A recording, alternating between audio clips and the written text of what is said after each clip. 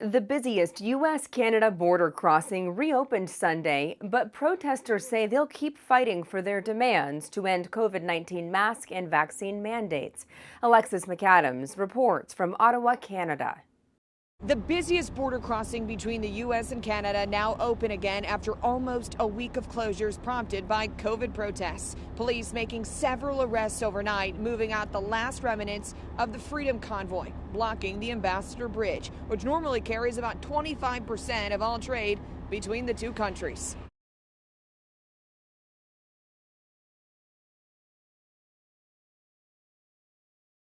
But the protests ramping up here in the capital, Ottawa. The head of the convoy saying their plan is to consolidate the efforts near Parliament Hill, the seat of the Canadian government, moving trucks out of residential areas at the request of Ottawa's mayor. And they say they'll keep fighting to end what they call restrictive mask and vaccine mandates.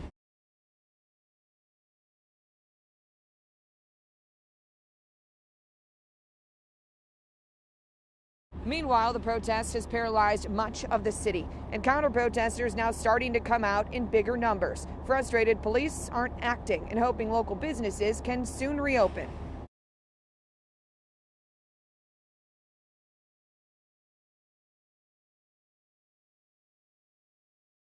The convoy has 400 semi-trucks parked in front of Parliament with no sign of moving at this point. They've been threatened, though, with hefty fines and even jail time.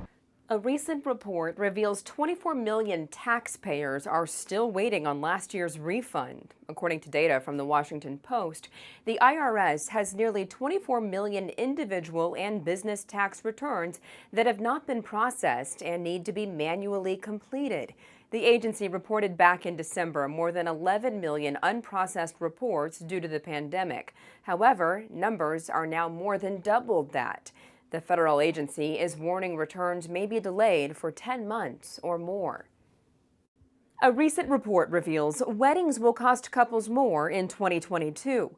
The firm Wedding Report released data showing more than 2 million weddings are expected this year in the U.S. Varying reports cite industry experts saying couples should expect a 10 to 15% increase in their expenses. Suppliers are increasing the prices on couples due to the ongoing rise of essential wedding supplies. The average wedding cost will rise from $24,000 to around $27,000. Commercial fishing nets are threatening marine life around the world. But as Jackie Ibanez reports, a unique study using lighted nets is proving to save the lives of sea turtles, sharks, and more. Every year, millions of sea turtles, stingrays, sharks, and other marine creatures are caught in the nets of commercial fishermen, resulting in them being badly hurt or killed.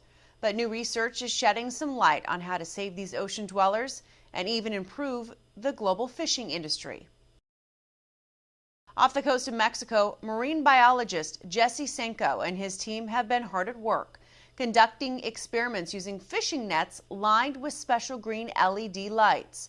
When comparing the lighted nets to standard ones, Senko found a huge difference in what wound up being caught.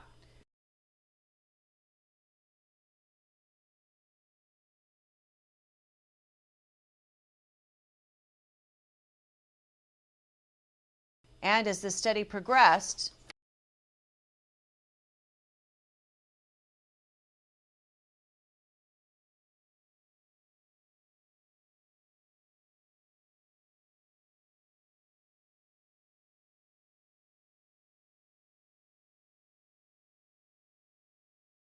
researchers also found the lights helped make fishermen's lives easier, reducing the time it took them to sort through their nets by 57% because fewer unwanted creatures were caught.